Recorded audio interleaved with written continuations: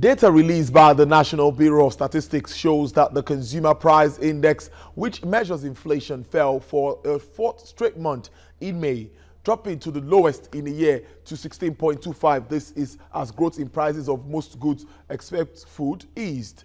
Now, inflation slowed to 16.25% from 17.2% in April. Now, inflation remains above on the upper end of the central bank's target band of 6% to 9%. The central bank kept its main policy rate at a record high of 14% in May to fight price growth and support the naira, even as the economy struggles to recover from its first annual contraction in 25 years. Meanwhile, the Central Bank of Nigeria said it would hold a special open market operation. This is meant to further check inflation as a result of pressures on the value of the naira. These operations involves mopping up about 200.3 billion naira from the Nigerian banking system at a rate of 16% per annum. The central bank spokesperson Isaac Okorafor said the decision was taken due to the drop in inflation rate, which is expected to drop further. The Nigerian tax system has undergone several reforms geared at enhancing tax collection and administration with minimal enforcement costs. And now, the government aims to have over 17 million taxpayers by 2019. We have details for you in this report. 40 million Nigerians are eligible to pay tax, but just 14 million of them voluntarily do so. This makes the nation's tax to gross domestic product one of the lowest in the world at 6%. A voluntary asset and income declaration scheme has now been put in place by government to boost tax compliance. 7,500 graduates of accounting and law will serve as liaison officers to help this scheme thrive. They are to help deal with ignorance on tax matters through massive awareness efforts across the country. Their task is to increase tax awareness, to enroll more citizens onto the tax database, to do outreach, to ensure that from school to university to college, people understand the tax system. And it's because a very good tax system works when a lot of people pay. If everybody pays a little, it comes to a lot. And our tax system is progressive, which means that those who earn less should pay less, those who earn more should pay more. The officers will be recruited under government's NPAR scheme. Places of worship will not be left out of their tax education duties. They will assist in the enrollment of new converts into the tax net and issuance of TIN numbers. The fiscal authorities urge that evasion and avoidance issues in taxation will now be taken more seriously. A lot of people do not know the rules, they do not know the regulations, they do not know what they should do, they do not know how to get registered, as well as those who don't want to pay. We have a solution for those who don't want to pay, but we think one of the priorities is to get more people enrolled, more people informed about their obligations under the tax system. And all the state governors, the state boards of Internal Revenue Service are part of this program. It's really very important for the nation. If we want to reduce our dependence on oil and fat, we have to make sure that everybody who is economically active pays. No matter how little, they must pay. Nigeria's voluntary asset and income declaration scheme has a $1 billion revenue target and aims to increase tax to GDP ratio by 18%. It already offers defaulters a 6-month window period for voluntary declaration and payment of liabilities with effect from May 1st. Lara Folayo, TVC News, Abuja. Now, joining me via Skype from Abuja to speak on this is a policy analyst, Ayo Oyalowo. Ayo, good to have you on the show this afternoon. Yeah, good afternoon. Thank you for having me on your show. Yes, of course, inflation down again, a little decline again for, I think this is the 4th consecutive time we're having this. Now, Ayo, except for the price of foodstuffs, which has refused to come down, what do you make of this new figure, 16.25%? Thank you. We must understand that this is the headline inflation figure. So if you look at it month on month, almost all prices are dropping gradually, aside from the food price that you rightly pointed out. And that can be explained easily. We are an agrarian community as it were in Nigeria. Right now, we are currently in the rainy season, which signifies the planting season, which means while other prices are gradually dropping based on the indices that you can take from the dollar price to naira price index, other things are gradually coming down. It will eventually come down to the food price. And when that happens, we will have even a much lower inflation figure in the coming month. I look at around August, September, when I think it will begin to improve even better, because by then the harvest season will have kicked in, and that will naturally affect cheaper and lower food prices. Indeed. Now, the Apex Bank has even come out to now say they're going to mop up some funds all to help fight inflation. Do you see this as a step also in the right direction? Isaac Okorafor made this known yesterday. I heard this when they gave the statement, and I think it's a good way of helping to deal with the fiscal side of the economy.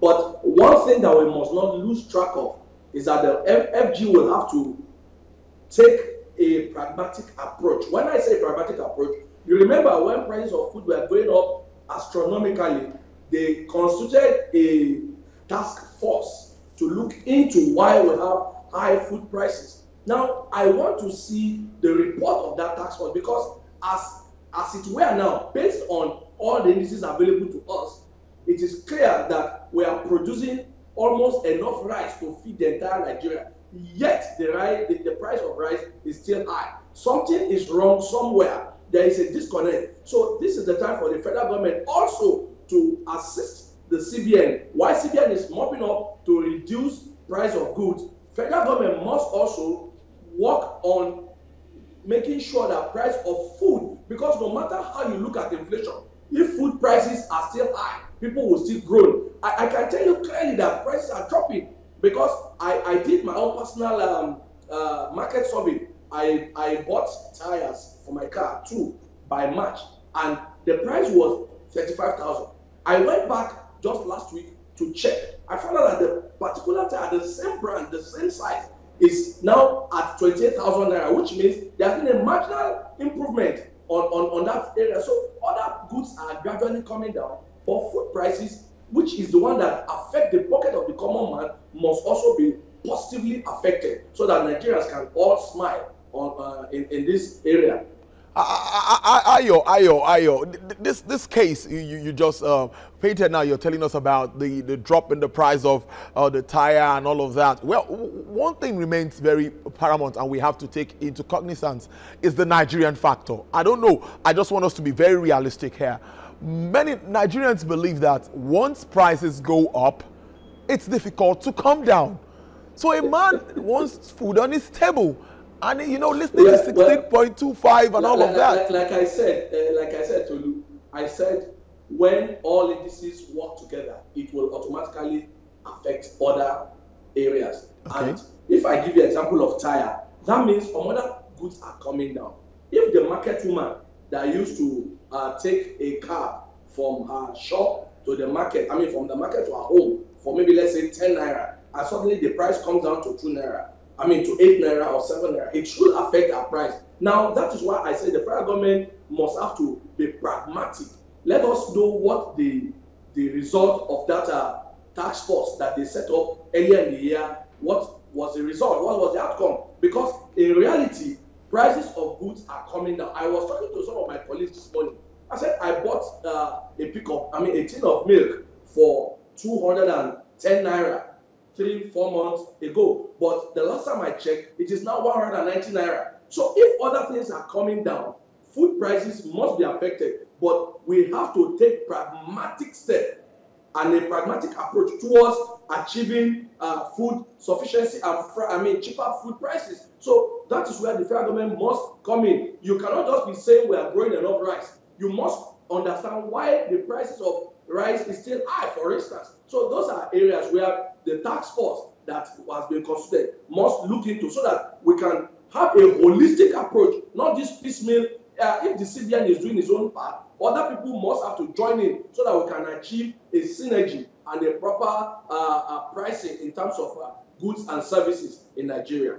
Indeed, Ayo will still be on standby. We're going to take a break and we'll be back. And Ayo will still be here to give insights into some other issues, but always relating to the Nigerian economy. Stay with us on the show. We'll be right back.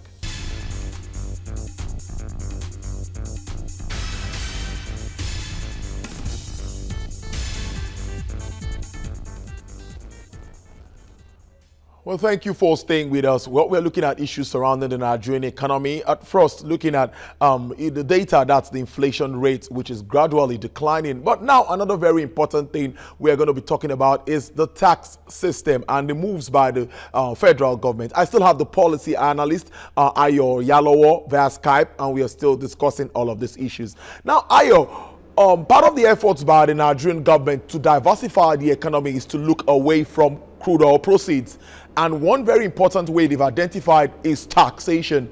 And, we know the moves by the National Tax Committee for a revised tax policy and all of that. But yesterday, another thing came up by they're going to be hiring 7,500 graduates to boost tax revenue. Now, this brings to the fore that means the tax awareness and tax education in this country remains very low. And that's why people have been evading tax payments. What do you think? I think it's a brilliant move by the minister and the government.